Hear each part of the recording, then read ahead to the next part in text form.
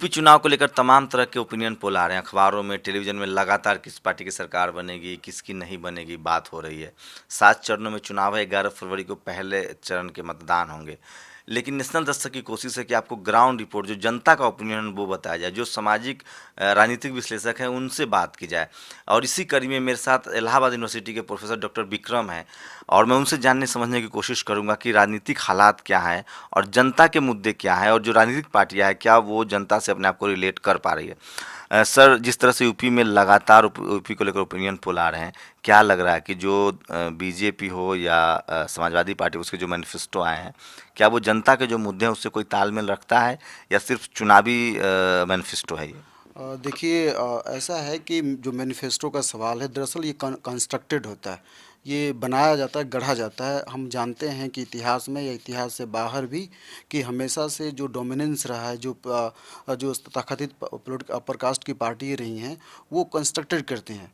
आपको मालूम है कि साहब कांसीराम कहा करते थे कि मीडिया बिकाऊ है, और इसी संदर्भ में जो भी ओपिनियन पोल आया है वो एक तरह से बिकाऊ है। वो जो ग्राउंड रियलिटीज़ है उसके बारे में कभी इतर बात नहीं करती है। आप क्या ग्राउंड रियलिटी देख रहे हैं यूपी में? मैं ग्राउंड रियलिटी ये देख रहा हूँ कि बहुजन समाज पार्टी एक बढ़त की तरफ है, और बाकी जो ये मुलायम सिंह यादव जी के साइकिल के बारे में कहा जा रहा है, बीजेपी अपना जो मैनिफेस्टो लाई है उस तरह का कोई विशेष बात नज़र नहीं आ रही है। यहाँ तक कि जो ये नोटबंदी के सवाल करते हैं, सर्जिकल स्ट्राइक की बात करते हैं, लोग उनसे बहुत दुखी हैं और बहुत खफा हैं। नोटबंदी का कोई असर दिख रहा है? जी जी, नोटबंदी का इस तरह का कोई असर नहीं दिखाई पड़ रहा। क्या नोटबंदी वजह से बीजेपी को नुकसान हो सकता है? जी बिल्कुल, बीजेपी को बड़ा नुकसान है नोटबंदी से। विशेषकर जो कॉमन लोग हैं वो नोटबंदी से बहुत ही उदास हैं। जो खुमचे वाले, जो ठेले वाले हैं, जो खुदरा व्यापारी है, जो lower medium medium income group के लोग हैं, वो बहुत उदास हैं इससे। मुस्लिम समाज को लेकर यूपी चुनाव हो और मुस्लिम मुस्लिम वोट की बात ना हो, ऐसा नहीं हो सकता। क्या लग रहा है कि जिस तरह से अखिलेश और राहुल के बीच गठबंधन हुई है कांग्रेस और समाजवादी पार्टी में, मुस्लिम समाज के वोटरों को अपनी तरफ करने की कोशिश है, क्या उसमें वो दोनों गठबंधन सफल होते दिख रहे हैं, या मुस्लिम समाज अपने परसेप्शन को लेकर और वो जो जो रणनीति है उनकी वोट डालने की, उसको लेकर वो साफ है? देखिए, मुस्लिम समुदाय का बहुत बड़ा तबका जो पसमानदा दलित समाज है, वो समाज बीएसपी के तरफ रुख कर रहा है। और यहाँ तक कि जो तथाकथित अपर कास्ट के जो मुस्लिम समाज के लोग हैं, जैसे खान हैं, सैयद पठान हैं, उनका भी एक तबका बहुजन समाज पार्टी की तरफ रुख कर रहा है। वो चाह रहा है कि गठबंधन को जो धोखा दिया है सहारनपुर की घटना को लेकर, दंगा को लेकर के, इससे मुस्लिम समाज बहुत दुखी है। वो इस बार ये फैसला कर चुका है कि वो बहुजन समाज पार्टी की तरफ अपना रुख करेगा। आप खुद भी युवा प्रोफेसर हैं, लगातार आप युवाओं को पढ़ाते होंगे। युवाओं की अगर बात करें तो जो मैनिफेस्टो में लैपटॉप देने की बात हो रही है, कोई घी देने की बात कर रहा है, मोबाइल देने की बात कर रहा है, डेटा, फ्री डेटा की बात हो रही है, क्या लग रहा है कि अब लोग समझने लगे हैं कि चुनावी जुमलों से काम नहीं चलेगा? मुकम्मल चाहे तालीम की बात हो, चाहे नौकरी की बात हो, ये सारे मुद्दे होने चाहिए थे मैनिफेस्टो में। बिल्कुल ये सही है कि आपने देखा कि लैपटॉप देकर अखिलेश यादव ने पिछली बार के चुनाव में बढ़त हासिल की थी, पर उस लैपटॉप की वजह से बहुत बार अखिलेश यादव ने लैपटॉप दे नहीं पाए, और बहुत युवा इस बात से नाराज़ हैं। और उस लैपटॉप का विशेष फ़र्क भी नहीं पड़ा।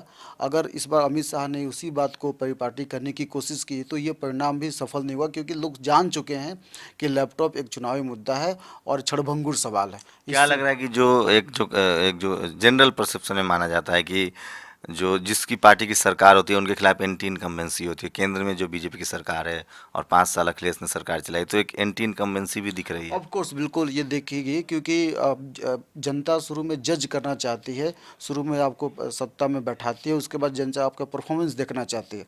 अगर विकास का मॉडल की बात की जाए तो मोदी भी फेल हैं और अखिलेश यादव भी फेल हैं। आज भी आपको सड़कें टूटी फूटी नज़र आएंगी। आप आज भी आपको महिलाओं के साथ रेप की घटनाएं घट रही हैं, दलितों के सवाल घट रहे हैं। आज भी आप नज़र आएंगे कि जो क्राइम का ग्राफ है वो बढ़ा है। मायावती के पक्ष में कोई एक ऐसी बात जो उनके साथ जारी, पिछले 5 साल उन्होंने सरकार चलाई थी, तो कोई ऐसी बात जो उनके पक्ष में जाती दिख रही इस चुनाव में, उसकी वजह से उनको फायदा मिल रहा? सबसे बड़ी बात है कि बहन जी ने हमेशा से पॉजिटिव रिस्पांस किया है। आप देखिए कि बहन जी जो उनका शासन कर रहा है, क्रिमिनल्स के खिलाफ रहे हैं। तो ये जो पूरे पूरे यूपी में इस बात की तरजीह है कि बहन जी आती हैं तो शासन सत्ता में कानून व्यवस्था ठीक रहता है। ये बात हमारे डिपार्टमेंट के लोग कहते हैं, बच्चे भी कहते हैं और आम जनता भी कहती है। तो उनके फेवर में ये बात बड़ी तबदीली से जाती है कि कानून व्यवस्था उनके साथ रहता है। आपने तमाम तरह के ओपिनियन पोल देखे होंगे। नेशनल दस्तक की कोशिश है कि जो वो लोग जो ग्राउंड पे काम करते हैं उनसे बात की जाए, उनसे पता करने की कोशिश की जाए कि जो चुनाव हो रहा है उसमें कितने अहम मुद्दों पर बात हो रही है। कौन सी पार्टी है जो तालीम की बात कर रहा है, कौन सी पार्टी है जो रोजगार देने की बात कर रहा है, जो ज़रूरी चीज़ें हैं जिससे देश का विकास हो, एक मजबूत देश बने, वो ज़रूरी है। और उसी कड़ी के तहत हम लगातार कोशिश करते हैं कि जो इंटेलेक्चुअल्स हैं आपके देश में, जो प्रोफेसर्स हैं, जो दोनों स्तर पे काम करते हैं, लोगों से भी उनका इंटरेक्शन होता है, यूनिवर्सिटीज़ में बच्चों को पढ़ाते हैं, तो उनको ग्रास रूट की ज़्यादा जानकारी। नेशनल दस्तक की कोशिश होती है कि ऐसे लोगों के विचार और उनकी राजनीतिक समझ को आप सुने समझे और तब आप अपना एक मत बनाएं कि राजनीति किस दिशा में जानी चाहिए और राजनीति किस दिशा में जा रही है और किन मुद्दों पर राजनीति हो। कैमरामैन गौतम के साथ शंभू कुमार सिंह, नेशनल दस्तक, दिल्ली।